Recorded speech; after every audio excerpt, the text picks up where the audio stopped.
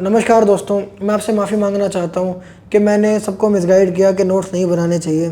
असल में नोट्स बनाने चाहिए। भाई साहब, ये किस लाइन में आ गए आप? बहुत डिटेल में, बहुत ही ज़्यादा डिटेल में बनाने चाहिए।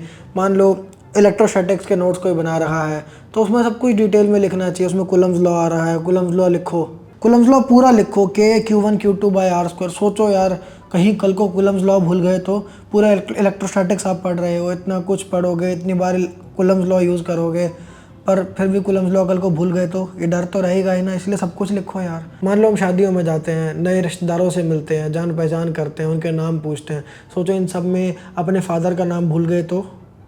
उसी तरह कूलम्स लॉ है, वो भूल गए तो, इसलिए उसको ज़रूर लिखो। बल्कि यही नहीं, उसमें यह भी लिखो कि ये K Q1 Q2/R² में K क्या है, R क्या है।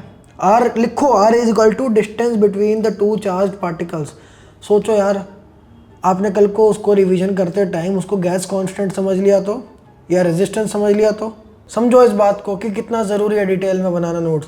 आपको नोट्स इतने डिटेल में बनाने चाहिए कि आप उसको उसके बाद ये भी लिखना चाहिए आपको कि unlike charges attract each other, like charges repel each other.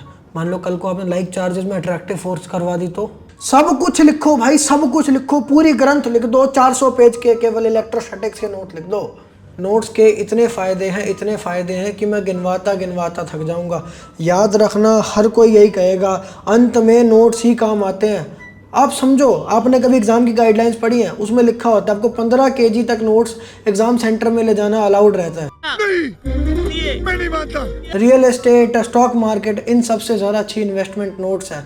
सोचो, आपकी इन्वेस्टमेंट है नोट्स, कल को खुदा ना खास्ता घर में फिनेंशियल प्रॉब्लम आ जाए, नोट्स। आप सोचो, आपने अगर भाई 100 किलो के, 1000 किलो के नोट्स रद्दी के फॉर्म में स्टोर करके रखे होंगे, बेच के आप अपनी फिनेंशियल प्रॉब्लम से बाहर निकल सकते हो। पैसा ही पैसा होगा। अब समझो, नोट्स एंड में नोट्स ही काम आते हैं मुश्किल वक्त में। एंड में बच्चों नोट्स ही काम आते हैं। सोचो, आप नोट्स का यूज़ करके अपने लिए, आजकल टेक्नोलॉजी आ गई है, वो भाई पेपर को वुड में कन्वर्ट कर देती है। आप नोट्स से अपने लिए कफन भी बनवा सकते हो। नोट्स एंड में काम आते हैं। आप अपने लिए उससे अंतिम संस्कार के लिए लकड़ी भी बनवा सकते हो दोस्त।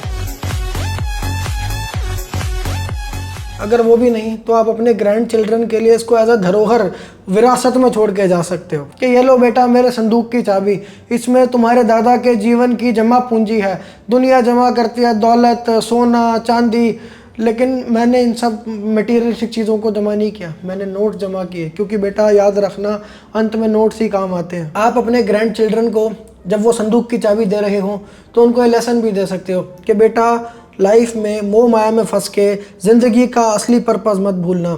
मैं अपने जेई के टाइम पर ये लेंथी नोट्स बनाता था। मैं चाहता तो मैं टीचर के लेक्चर को सुन सकता था उस टाइम पर नोट करने की जगह, और सुन के कॉन्सेप्ट को क्लियर कर सकता था। मैं चाहता तो क्वेश्चन सॉल्विंग को वो सारा टाइम दे सकता था जो मैंने नोट्स को दिया। पर मैंने वो सब मटीरियलिस्टिक चीज़ों पे ध्यान नहीं दिया और अपने इस धरती पर जन्म लेने के पर्पस को सदा कायम रखा और उससे कभी नहीं भटका। बेटा, मैंने अपना एक एक लम्हा नोट्स को दिया। चाहे मेरी जेई में रैंक फ़ोन नंबर के बराबर आई हो, पर मैंने उससे अपने हौसले को कम नहीं होने दिया। मैंने मॉक टेस्ट नहीं दिए क्योंकि मुझे पता था मेरे बस की नहीं है उसके क्वेश्चन सॉल्व करना। और वो क्वेश्चन इसलिए नहीं सॉल्व कर पाता था बच्चों में कि मैं इतनी ज़्यादा नोट्स बनाने में टाइम लगाता रहता था, और नोट्स बनाना ज़रूरी था। तुम ही सोचो ना, अगर मैं वो नोट्स ना बनाता तो मैं संदूक में तुम्हें भर के क्या देता। मेरे टीचर्स बहुत सारे अच्छे अच्छे कॉन्सेप्ट्स पढ़ाते थे, मैं उनको अपने हृदय में उतार सकता था, पर मैंने उनको हृदय में उतारने की जगह, वो बातों को सुनने की जगह जो ब्लैक बोर्ड पे लिखा था, मैं वो कॉपी पे लिखता गया। कभी कोई चीज़ इंपॉर्टेंट लगती थी तो मैं उसको याद कर सकता था, मैं उसको समझ सकता था, पर मैं सोचता था कि नहीं, इसको मैं नोट्स में लिख लेता हूँ। कभी अगर गलती से मौका मिल गया किसी अगले जन्म में या 3-4 जन्म बाद इसको रिवाइज़ करने का तो मैं शायद कर लूँगा, पर अभी नोट्स में लिखना ज़रूरी है। समझना वो तो कोई बात, उन कॉन्सेप्ट को समझ के याद करके क्या फ़ायदा होता। जेई में ही तो मार्क्स आते, पर ये नोट्स तो ना बन पाते। बेटा, जीवन का पर्पस कभी मत भूलना, नोट्स बनाना ही जीवन का पर्पस है। नोट्स बनाने के लिए अगर कंसेप्ट की अंडरस्टैंडिंग को कॉम्प्रोमाइज़ करना पड़े, अगर लेक्चर को सुनने, लेक्चर में टीचर बोल रहा है उसकी बातें सुनने को कॉम्प्रोमाइज़ करना पड़े, चाहे आपके बेटा क्वेश्चन सॉल्व ना हो, चाहे आपके मॉक टेस्ट में नंबर ना आए, चाहे बेटा आपको इसके लिए अपने जेई का बलिदान देना पड़े, जेई में फ़ोन नंबर के बराबर रैंक है, पर फिर भी बेटा नोट्स बनाना कभी मत छोड़ना। नोट्स बनाना क्योंकि जीवन का पर्पज़ है। नोट्स के लिए कल को अगर अपनी जान भी देनी पड़े ना बेटा, तो संकोच नहीं करना। ये बड़ी अच्छी बात कही आप।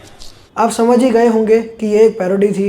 इसकी कई सारी बातों से आई एम श्योर कि आप इत्तेफाक रखते होंगे। तो अगर आप पूरा जानना चाहते हैं कि मैं नोट्स बनाने के बारे में क्या कहता हूँ और नोट्स बनाने चाहिए तो कैसे बनाने चाहिए, तो आप इस वीडियो को देख सकते हैं। मेरी कोशिश सदा ऑथेंटिक मेंटरशिप देने की रहती है, वो गाइडेंस जो शायद आपको नाइस ना लगे पर आपको फ़ायदा बहुत करे अगर आप उसको अप्लाई करें। अगर आप मेरी मेंटरशिप को व्हाट्सएप DM पर अपने पाना चाहते हैं हर रोज़, तो हमारे मेंटरशिप प्रोग्राम को ज्वाइन करें जिसकी फ़ीस पर डे 1 रुपये से भी कम है। उसके लिए आप डिस्क्रिप्शन में दिए गए लिंक पर क्लिक करें और वहाँ पर सारी इन्फॉर्मेशन भी आपको हमारी वेबसाइट पर मिल जाएगी। मिलते हैं अगली वीडियो में। चैनल को सब्सक्राइब करके रखें। धन्यवाद। वाह जिंदल जी वाह।